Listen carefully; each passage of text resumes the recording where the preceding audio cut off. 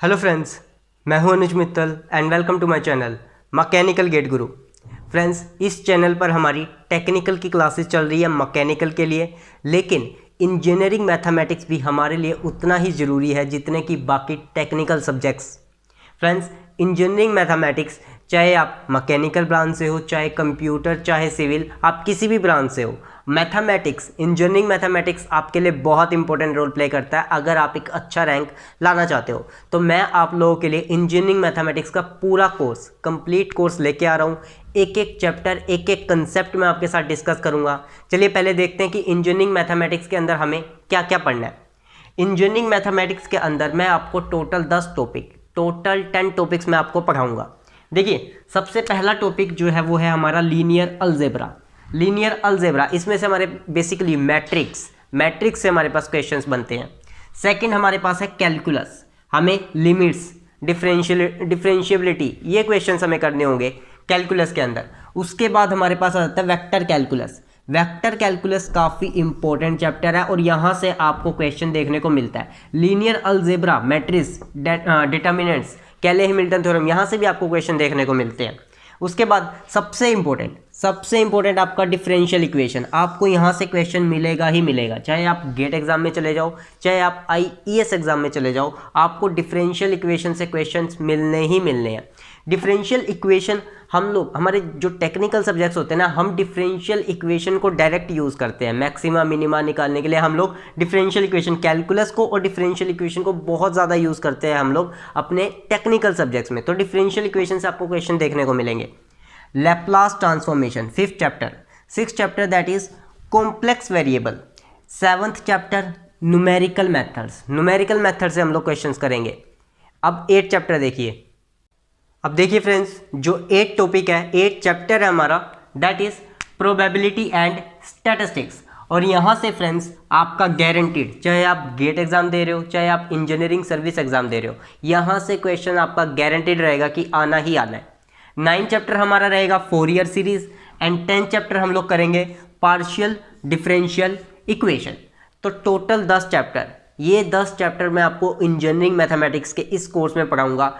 एक एक कंसेप्ट, एक एक क्वेश्चंस को हम लोग डिस्कस करेंगे, प्रीवियस ईयर क्वेश्चंस करेंगे और आने वाले एग्जाम में जो क्वेश्चन आ सकते हैं, अच्छे क्वेश्चंस, अच्छे इंस्टीट्यूट के टेस्ट सीरीज़ के क्वेश्चंस या फिर किसी टेक्स्ट बुक से अच्छे क्वेश्चन जो भी मुझे मिलेंगे, वो आप लोगों के लिए मैं इस कोर्स में पूरे क्वेश्चंस अच्छे से डिस्कस करूंगा फ्रेंड्स।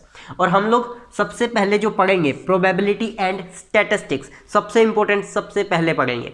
ऑर्डर आगे पीछे रहेगा हमारा, ज़रूरी नहीं है कि पहला ऑर्डर जो हमारा लीनियर अलजेब्रा है वहीं से हम लोग ऑर्डर वाइज करें। चैप्टर के ऑर्डर आगे पीछे रहेंगे। पहले मैं आपको प्रोबेबिलिटी एंड स्टैटिस्टिक्स, जो कि सबसे इंपॉर्टेंट है और गारंटीड एक क्वेश्चन आपको मिलेगा ही मिलेगा, यहां से मैं आपको प्रोबेबिलिटी से स्टार्ट करता हूं।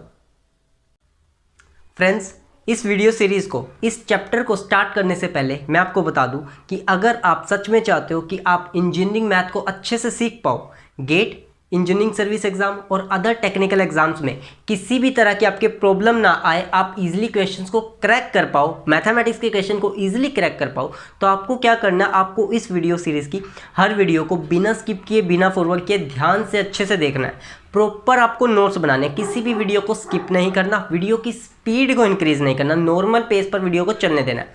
आपके पूरे चैप्टर की, आपके पूरे सब्जेक्ट की जिम्मेदारी मेरी है। पूरा का पूरा फंडा, पूरे के पूरे कंसेप्ट्स मैं आपको क्लियर करके दूंगा, पूरा चैप्टर मैं आपको समझा के दूंगा, तो आपको वीडियो स्किप नहीं करनी। चलिए फ्रेंड्स, स्टार्ट करते हैं। प्रोबेबिलिटी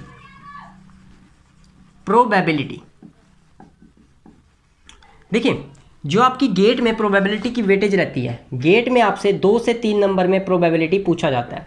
और अगर मैं बात करूं इंजीनियरिंग सर्विस एग्जाम की, तो ये आपसे पूछा जाता है 4 से 6 मार्क्स का, 4 से 6 नंबर का आपसे इंजीनियरिंग सर्विस एग्जाम में। और इलेक्ट्रिकल के कन्वेंशनल में आपका आ जाता है प्रोबेबिलिटी और पूरा मैथमेटिक्स। अब देखिए, प्रोबेबिलिटी बेसिकली हमारा जो हमें पढ़ना है वो बेसिकली 2 पार्ट्स में पढ़ना है। एक है हमारे पास बेसिक प्रोबेबिलिटी, और एक है हमारे पास रैंडम वेरिएबल्स, या फिर आप कह सकते हो डिस्ट्रीब्यूशन, रैंडम वेरिएबल्स और डिस्ट्रीब्यूशंस। ये 2 पार्ट्स में आपको प्रोबेबिलिटी पढ़ना होता है। बात करूँ अगर बेसिक प्रोबेबिलिटी की, तो यहाँ पर आपकी 11th-12th की बेसिक प्रोबेबिलिटी जो मैक्सिमम बेस थ्योरम, जिसमें कंडीशनल प्रोबेबिलिटी बेस थ्योरम तक हमें पढ़ना होता है, वहाँ तक आपसे पूछा जाता है बेसिक प्रोबेबिलिटी में। और हमें इसमें परमुटेशन कम्बिनेशन के फंडों को यूज़ करना होता है, परमुटेशन कम्बिनेशन के कंसेप्ट को यूज़ करना होता है। अगर आप परमुटेशन कम्बिनेशन के फंडे आपको याद नहीं है, या फिर आपने अच्छे से पढ़े नहीं थे, या फिर कभी पढ़े ही नहीं है, आप एक डिप्लोमा स्टूडेंट थे, तो आपको दिक्कत लेने की फ्रेंड्स कोई ज़रूरत नहीं है। आपको जितने भी फंडे यहाँ पर परमुटेशन कम्बिनेशन के जो भी फंडे, जो कंसेप्ट हमें बेसिक प्रोबेबिलिटी में चाहिए, वो सारे कंसेप्ट, वो सारे फंडे मैं आपको क्लियर करके दूंगा फ्रेंड्स। अब बेसिक पहले हम लोग देखते हैं, और ये रैंडम वेरिएबल्स और डिस्ट्रीब्यूशन, यहाँ पे आपका normal distribution, Poisson distribution, uniform distribution, ये चीज़ें आ जाती है, इसे हम लोग डिटेल में पढ़ेंगे।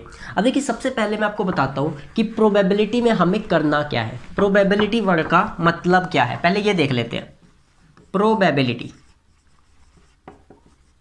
प्रोबेबिलिटी बेसिकली क्या है? Study of chance, study of chance, chance की स्टडी करना, या फिर स्टडी ऑफ अनसर्टेनिटी, अनसर्टेनिटी,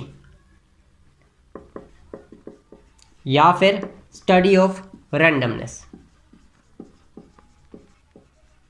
तो आप प्रोबेबिलिटी कह सकते हो, या तो आप चांस की स्टडी कर रहे हो, या आप रैंडमनेस की स्टडी कर रहे हो, या फिर अनसर्टेनिटी की स्टडी कर रहे हो। इनका मतलब क्या है? देखिए हमारा जो नेचर होता है, हमारे नेचर में दो तरह की इवेंट पाई जाती है।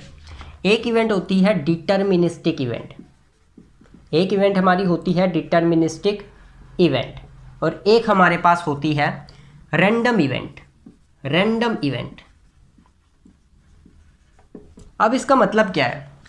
डिटर्मिनिस्टिक इवेंट, ऐसी इवेंट, ऐसा एक्सपेरिमेंट, आप चाहे जितनी मर्जी बार परफॉर्म कर लो, आपको हर बार सेम रिजल्ट मिले, आप चाहे जितनी मर्जी। जैसे एग्जांपल के लिए मैं sun rises in the east, अगर मैं एक्सपेरिमेंट करूं कि मैं देखता हूं कि जो मेरा सन है वो ईस्ट से निकलेगा या नहीं, इस एक्सपेरिमेंट को परफॉर्म करूं, तो मैं हर बार देखूंगा कि जो मेरा सन है वो हमेशा ईस्ट से निकलेगा, हर बार रिजल्ट मुझे सेम मिलेगा। तो ऐसा इवेंट डिटर्मिनिस्टिक इवेंट कहलाता है, जिसका एक्सपेरिमेंट, जिस एक्सपेरिमेंट का रिजल्ट आप पहले से जानते हो।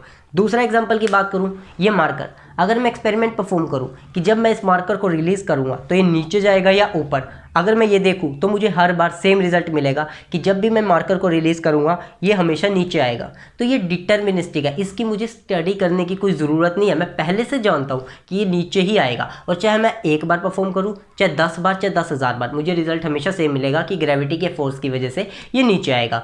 सन हमेशा ईस्ट से निकलेगा, चाहे मैं आज देखूँ, चाहे 10 दिन बाद, चाहे 100 साल बाद, चाहे 1000 साल बाद, सन हमेशा ईस्ट से ही निकलेगा, इस रिजल्ट में कोई चेंज नहीं होने वाला। तो ऐसी इवेंट आपकी डिटर्मिनिस्टिक इवेंट कहते हैं, और प्रोबेबिलिटी में हम इसके बारे में बिल्कुल नहीं पढ़ते। जिस इवेंट का रिजल्ट आपको पहले से पता, उसे क्या करोगे पढ़कर? तो हमें पढ़नी होती है random event.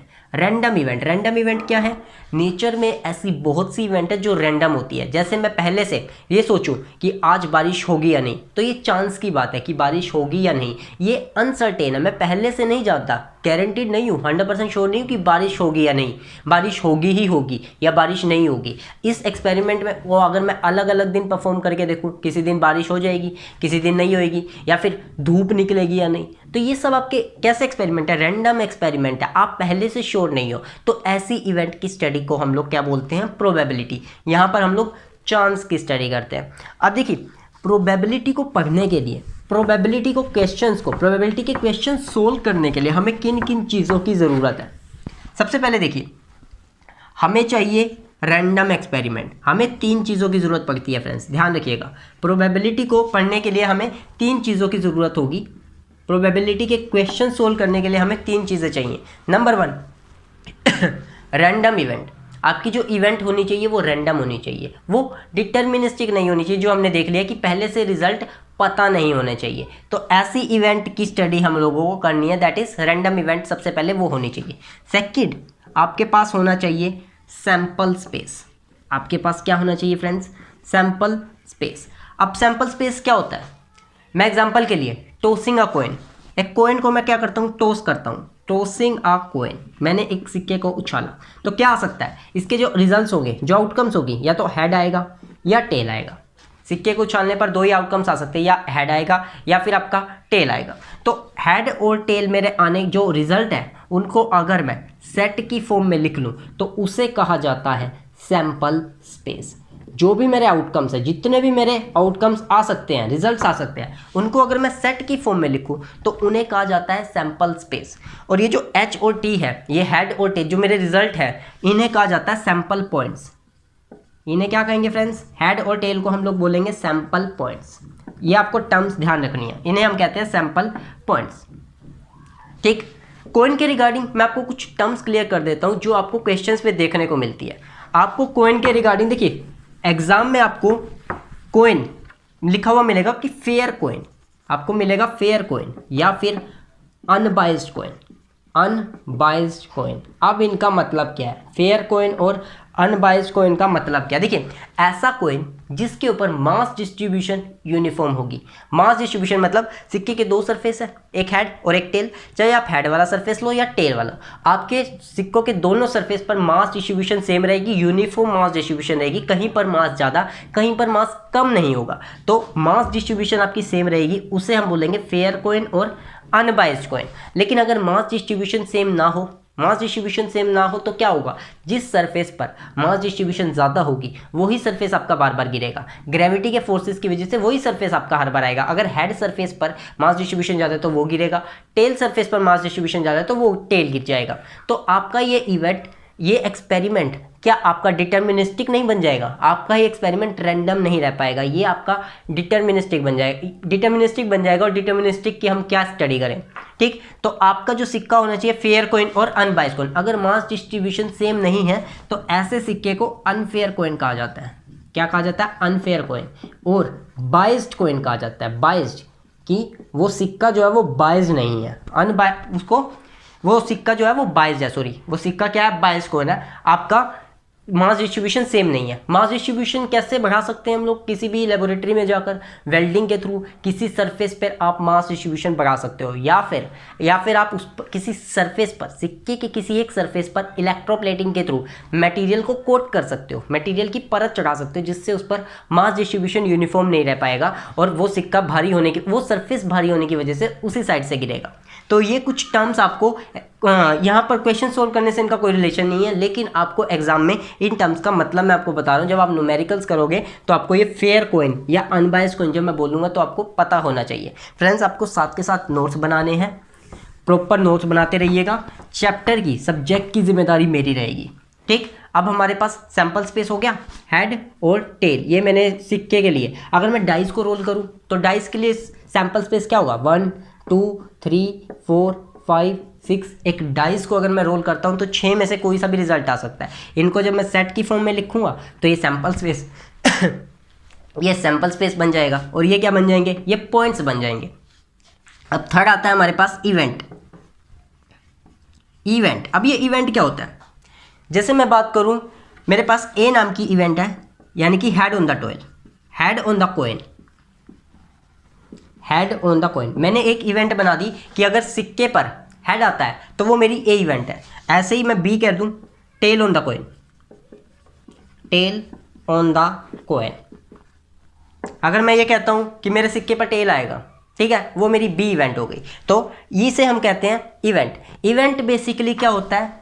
Subset of a sample space. Sample space के सबसेट को इवेंट कहते हैं। यहां पर देखिए, head on the coin, head on the coin, तो मेरे पास हेड हो गया। हेड जो है देखिए सैंपल स्पेस में पड़ा हुआ है। B, tail on the coin, T इसमें पड़ा हुआ है। तो सबसेट होता है इवेंट। इवेंट एक सबसेट होता है किसका? सैंपल स्पेस का। तो ये आपको ध्यान में रखना है। इन तीन चीज़ों की ज़रूरत हमें पड़ती है, रैंडम इवेंट की, सैंपल स्पेस की और इवेंट की। ये तीन चीज़ें हमें चाहिए। अब देख लेते हैं कि प्रोबेबिलिटी हम लोग निकालते कैसे हैं। फ्रेंड्स, किसी भी तरह की दिक्कत हो आप कमेंट बॉक्स में मेंशन कर देना, ठीक। एंड आपको चैनल को सब्सक्राइब करना है ताकि आपको प्रॉपर नोटिफिकेशन मिलती रहे। अब देखिए, प्रोबेबिलिटी ऑफ इवेंट, किसी भी इवेंट के होने की क्या प्रोबेबिलिटी है वो कैसे निकालेंगे? प्रोबेबिलिटी ऑफ इवेंट, मैं इसे पीई से दिखा रहा हूँ कि ई इवेंट की प्रोबेबिलिटी, इसे हम लोग दिखाएंगे total number of favourable outcomes, total number of favourable outcomes upon में total number of possible outcomes, total number of possible outcomes. इसे हम लोग दिखाएंगे किससे, प्रोबेबिलिटी, इसे हम कहेंगे प्रोबेबिलिटी ऑफ अ इवेंट, किसी भी इवेंट के होने की प्रोबेबिलिटी कितनी है। फेवरेबल आउटकम्स को आप डिजायर्ड आउटकम्स भी लिख सकते हो, total number of favourable outcomes या total number of desired outcomes upon में टोटल नंबर ऑफ पॉसिबल, की पॉसिबल कितनी है उसको हम लोग क्या देंगे, total number of possible outcomes. जैसे मैं यहाँ पर बात करूँ कि मेरी ए इवेंट क्या थी, ए इवेंट जो मैंने लिखी थी कि head on the coin, head on the coin A event. देखिए एन ए क्या दिखा रहा है, number of elements of a event. देखिए जो सैंपल स्पेस बना था क्या बना था, हेड टेल बना था, हेड टेल बना था। हेड कितने हैं यहाँ पर, एक है, तो नंबर ऑफ हेड इवेंट्स कितने हैं, 1। अगर मैं नंबर ऑफ टेल इवेंट्स की बात करूँ जिसको मैंने बी से दिखाया था, तो उसके भी कितने हैं, 1। मैं कहता हूँ कि ए इवेंट की होने की प्रोबेबिलिटी क्या है, ए इवेंट के होने की probability of a event, number of total number of favourable outcomes, A के कितने पड़े हुए, 1, अपॉन में पॉसिबल आउटकम्स कितने हैं, पॉसिबल या तो हेड आ सकता है या टेल आ सकता है, तो 2 हो गया, तो 1/2 आपकी ए होने की प्रोबेबिलिटी हो गई। अगर मैं कहता हूँ टेल आने की प्रोबेबिलिटी, ये हेड आने की प्रोबेबिलिटी हो गई, टेल आने की प्रोबेबिलिटी, टेल को हमने दिखाया था बी इवेंट से, तो बी की favourable outcomes, total number of favourable outcomes कितनी पड़ी है, 1, और टोटल नंबर कितना है, 1 और 2, तो 2, तो इसकी भी प्रोबेबिलिटी कितनी हो गई, 1/2। अब ये ध्यान में रखिए, ये जो आपके 1/2 ये जो प्रोबेबिलिटी आई है आपकी, ये एक बार उछाल कर नहीं आई कि आपने सिक्के को एक बार उछाला और जज कर लिया हेड आया या टेल। आपने सिक्के को हजारों बार, 10,000 बार, 20,000 बार परफॉर्म किया है। यहाँ पर देखिए प्रोबेबिलिटी का बेसिकली मतलब क्या है,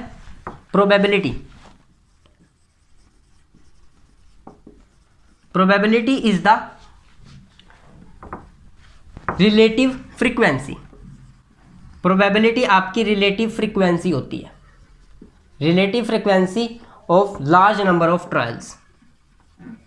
लार्ज नंबर ऑफ ट्रायल्स की रिलेटिव फ्रीक्वेंसी आपकी होती है क्या, दैट इज प्रोबेबिलिटी, उसे हम प्रोबेबिलिटी कहते हैं। इसका मतलब पहले तो देखिए ट्रायल्स क्या होता है, ट्रायल्स क्या होता है, रिपीटेड एक्सपेरिमेंट। आप बहुत बार एक्सपेरिमेंट परफॉर्म करते हो। यहाँ पर मैंने अभी निकाल लिया ना कि हेड आने की प्रोबेबिलिटी 1/2 है। इसका मतलब क्या है, जो रिलेटिव फ्रीक्वेंसी मतलब आपने जो एक्सपेरिमेंट परफॉर्म किया वो एक बार नहीं किया, आपने एक्सपेरिमेंट परफॉर्म किया 1000 बार, 10,000 बार, 20,000 बार। इनफाइनाइट तो आप कर नहीं सकते, इनफाइनाइट नहीं कर सकते आप, लेकिन लार्ज नंबर ऑफ एक्सपेरिमेंट आपने परफॉर्म किया, उसमें जो सबसे ज़्यादा बार आया उससे आपने यहाँ पर लिखा है कि प्रोबेबिलिटी ऑफ हेड या प्रोबेबिलिटी ऑफ टेल कितनी होगी। ठीक, अब यहाँ पर देखिए ये तो मैंने एक सिक्के के लिए किया है, अब 2 सिक्के के लिए देखते हैं। टॉसिंग अ 2 कॉइन,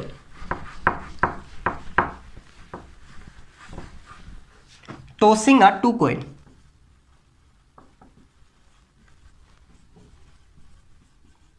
देखिए सैंपल स्पेस बनाना होगा सबसे पहले। ये एक रैंडम एक्सपेरिमेंट है, 3 चीज़ें चाहिए, रैंडम एक्सपेरिमेंट, आपका सैंपल स्पेस और इवेंट।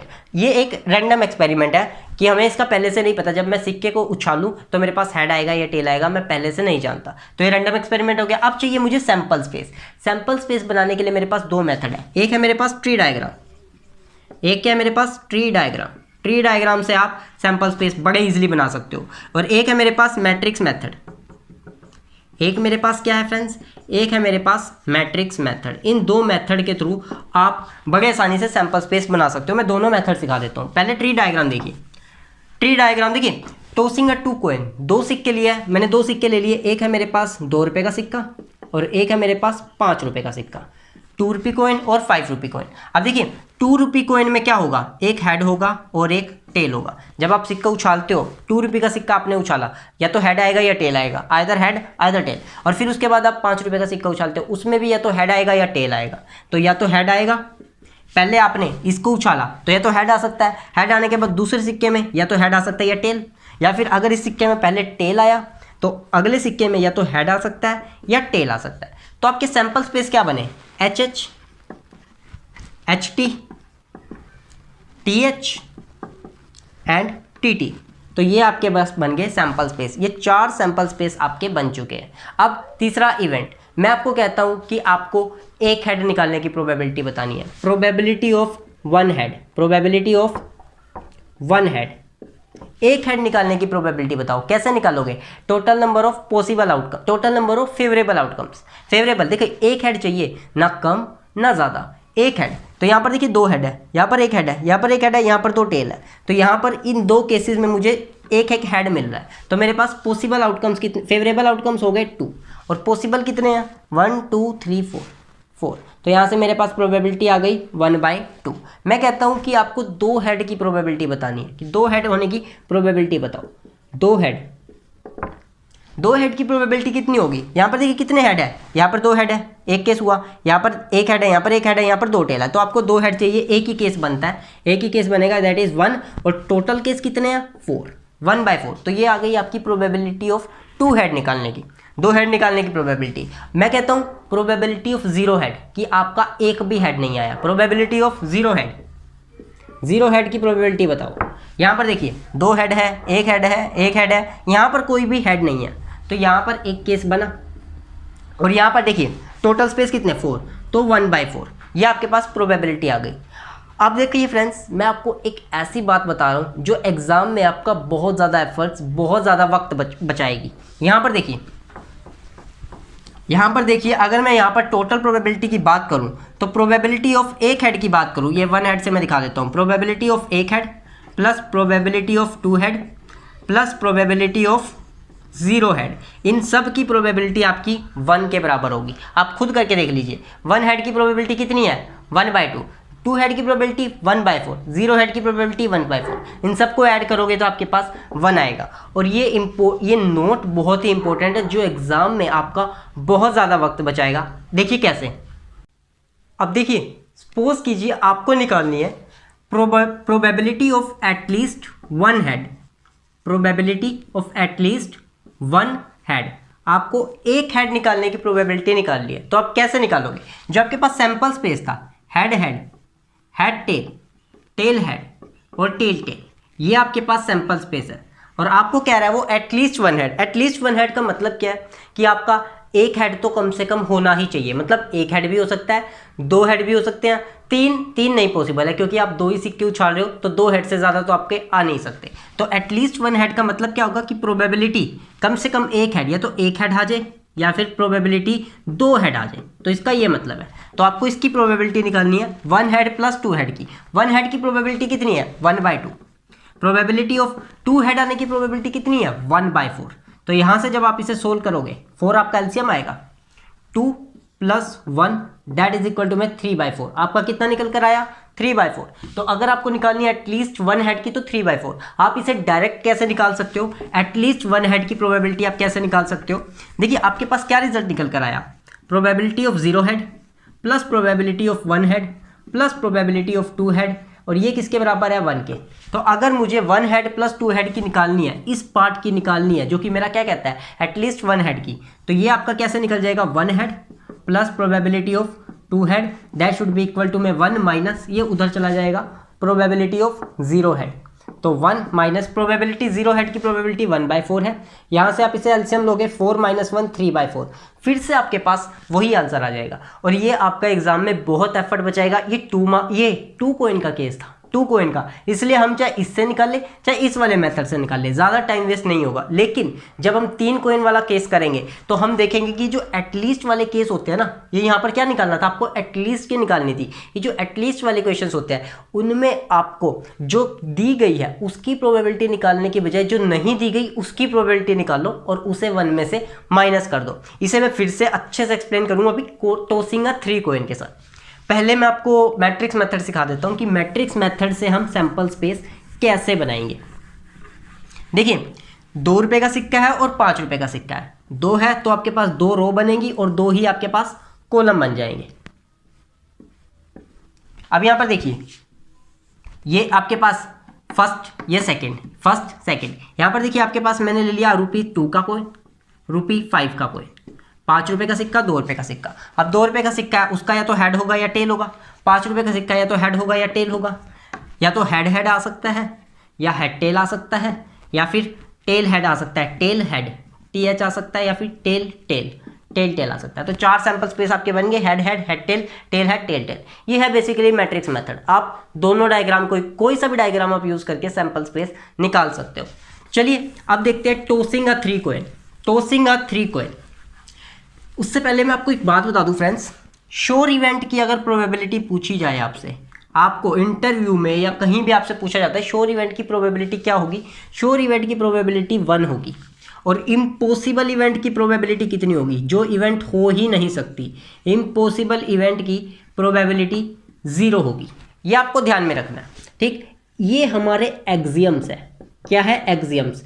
इन्हीं दो स्टेटमेंट के बेस पर कि श्योर इवेंट की प्रोबेबिलिटी 1 होगी, इम्पॉसिबल इवेंट की प्रोबेबिलिटी 0 होगी, इन्हीं दो एक्सियम्स के बेस पर हमने प्रोबेबिलिटी के कंसेप्ट, प्रोबेबिलिटी के फंडों को डेवलप किया। हमारे पास इनका कोई मैथमेटिकल प्रूफ नहीं है, हमारे पास कोई प्रूफ नहीं है, ये हमारे पास एक्सियम्स है, यहीं से हमारे कंसेप्ट टिके हुए हैं प्रोबेबिलिटी। तो प्रोबेबिलिटी जो है वो 0 से 1 के बीच में लाई करती है। किसी भी इवेंट की प्रोबेबिलिटी 0 और 1 के बीच में, या तो वो 0 हो सकती है या मैक्सिमम 1 हो सकती है, ना 1 से ज़्यादा नहीं हो सकती, 0 से कम नहीं हो सकती, 0 से 1 के बीच में आपकी लाई करेगी, या 0 या 1 और इनके बीच में। तो आपको ये ध्यान में रखना है। चलिए अब टॉसिंग अ 3 कॉइन देखते हैं फ्रेंड्स। टॉसिंग अ 3 कॉइन,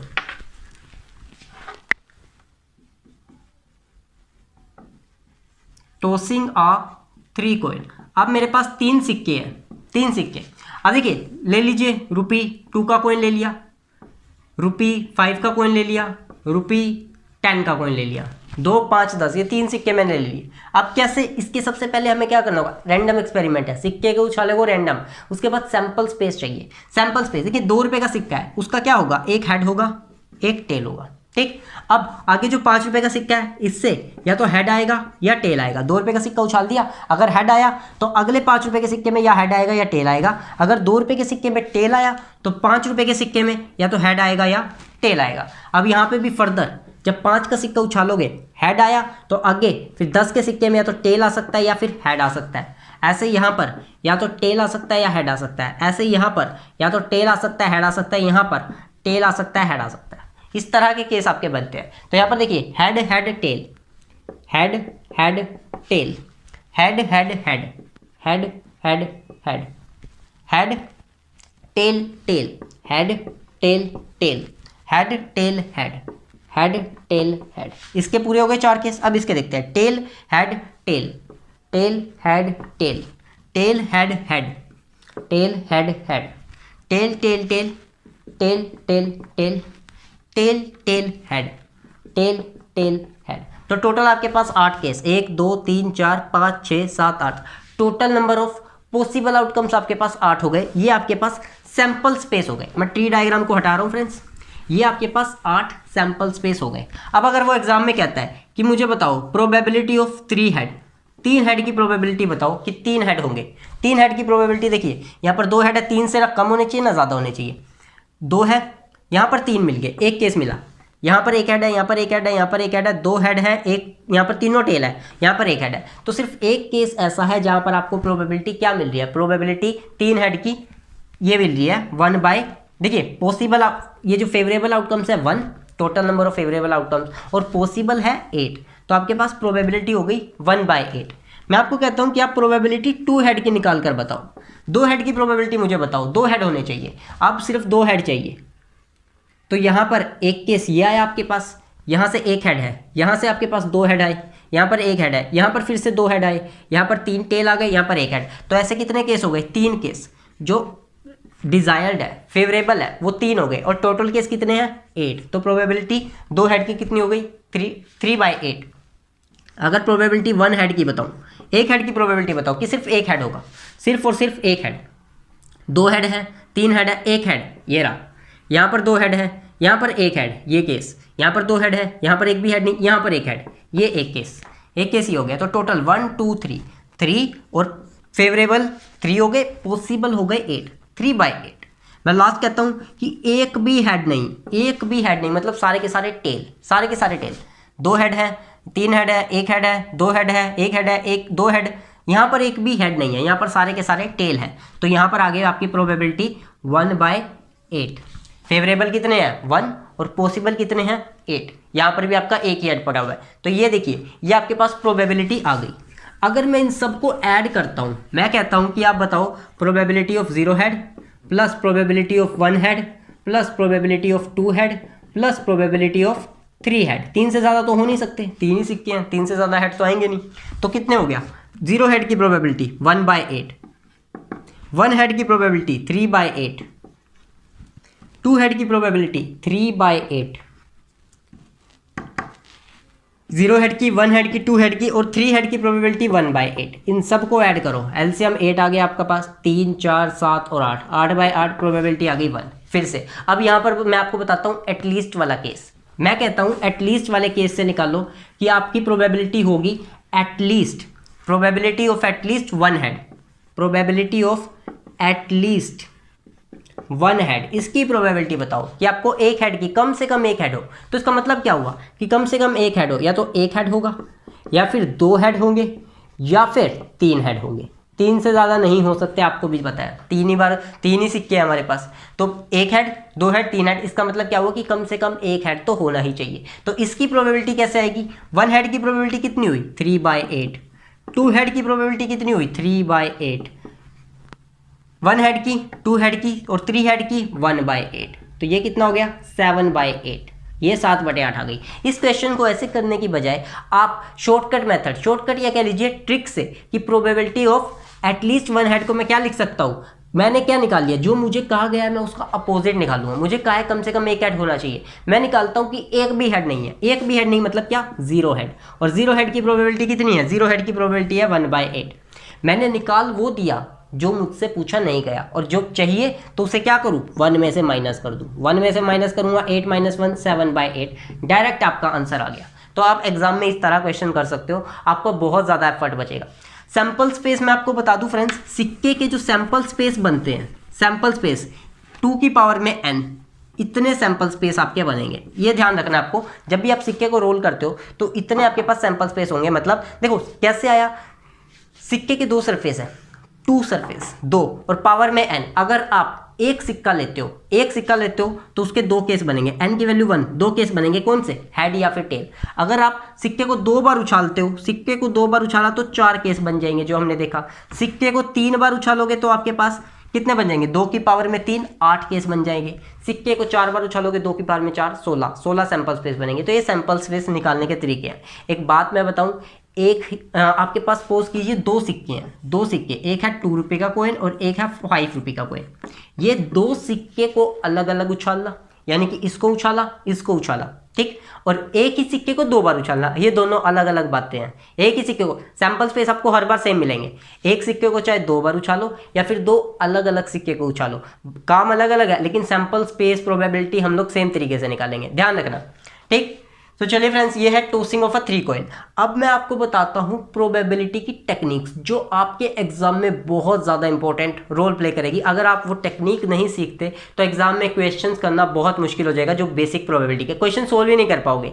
यहाँ तक आप क्या कर लोगे, आप एक एक्सप्रेशन बना लोगे, इक्वेशन बना लोगे, बट आंसर नहीं निकाल पाओगे। वो टेक्निक्स क्या है? देखिए, हमारे पास 2 टेक्निक है बेसिकली, और ये टेक्निक मोस्टली बच्चों को इस टेक्निक में प्रॉब्लम रहती है, कंसेप्ट उनके क्लियर नहीं रहते। प्रोबेबिलिटी की टेक्निक्स,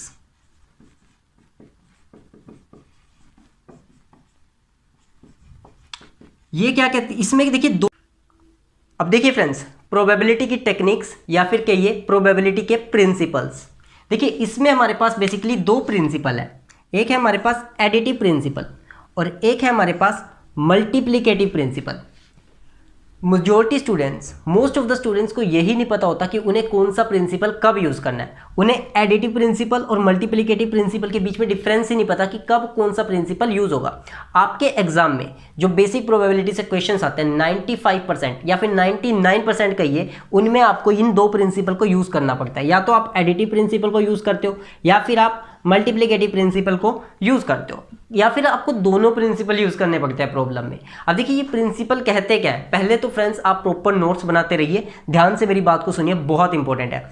एडिटिव प्रिंसिपल, देखिए अगर आपके पास एक से ज़्यादा काम है करने के लिए, आपको एक से ज़्यादा काम दे दिए जाए करने के लिए, 2 काम, 3 काम, 10 काम, 1000 काम, 10,000 काम आपको एक से ज़्यादा दे दिए जाए और आपके पास ऑप्शन हो, आप उनमें से कोई एक काम चूज़ कर सकते हैं। आपको बोल दिया जाए कि कोई एक काम करना है, इतने सारे काम में से एक से ज़्यादा काम में से कोई एक काम करना है, तो आप एडिटिव के प्रिंसिपल को यूज़ करेंगे। फिर से बता रहा हूँ, देखिए अगर काम एक होगा फिर तो कोई ऑप्शन ही नहीं है, फिर तो वही करना होगा। लेकिन अगर बहुत सारे काम दे दिए जाए, एक से ज़्यादा काम हो, कितने मर्जी दे दिए जाए, लेकिन उनमें से कोई एक करना है तो आप एडिटिव के प्रिंसिपल को यूज़ करोगे।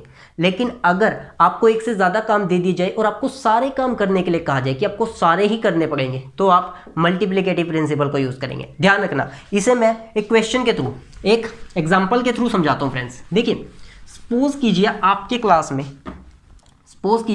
क्लास में 40 स्टूडेंट्स हैं, 40, जिसमें से आपके पास 25 तो बॉयज़ हैं, 25 आपके पास बॉयज़ हैं और 15 आपके पास क्या है, गर्ल्स, 15 गर्ल्स हैं। आपको काम दे दिया कि आपको 2 बच्चे सेलेक्ट करने हैं, आपको 2 स्टूडेंट्स को सिलेक्ट करना है, एक बॉय और एक गर्ल।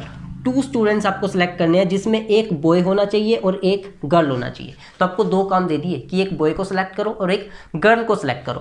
तो पहले देखिए बॉयज़ को सिलेक्ट करने की प्रोबेबिलिटी, बॉयज़ जो आएगा वो 25 में से आएगा, तो 1 डिवाइडेड बाय 25, 1 आउट ऑफ 25। ऐसे ही जो गर्ल है, गर्ल आएगी वो 15 में से आएगी, तो 1 डिवाइडेड बाय 15, तो एक गर्ल आएगी आपकी आउट ऑफ 15। तो आपके पास ये आ गए हैं। अब आपको कौन सा प्रिंसिपल कब यूज़ करना है, देखिए आपके पास उसने ये कहा था कि आपको दोनों करने हैं, आपको बॉय भी सिलेक्ट करना, आपको गर्ल को भी सिलेक्ट करना है। तो आप क्या करोगे, यहाँ पर आप मल्टीप्लिकेटिव प्रिंसिपल को यूज़ करोगे, आपको मल्टीप्लिकेटिव का प्रिंसिपल यूज़ करना होगा, ठीक। लेकिन अगर आपको ये बोल दिया जाए कि आपको कोई एक स्टूडेंट सेलेक्ट करना है, कोई एक स्टूडेंट, आपकी मर्जी है, एक स्टूडेंट को सिलेक्ट कर लो। यहाँ पर देखिए सिर्फ एक स्टूडेंट को सिलेक्ट करना है। अब भी आपके पास 2 काम है, या तो आपको बॉय चुनना है या फिर आपको गर्ल। काम 2 है लेकिन करना एक है, आपको चूज करना है। आपके पास ऑप्शन है, या तो आप बॉयज चुनो या गर्ल्स चुनो। काम 2 है लेकिन करना कोई एक है। तो आप प्रिंसिपल को फॉलो, एडिशन के प्रिंसिपल को फॉलो करोगे। एडिशन, देखिए सिलेक्शन में आपका ऑर्डर मैटर नहीं करता कि पहले बॉय को सिलेक्ट कर रहे हो या गर्ल को सिलेक्ट कर रहे हो। ऑर्डर से कुछ लेना देना नहीं है सिलेक्शन में। आप पहले बॉय को करो या गर्ल को करो, वो आप पर डिपेंड करता है, कुछ लेना देना नहीं है उसका।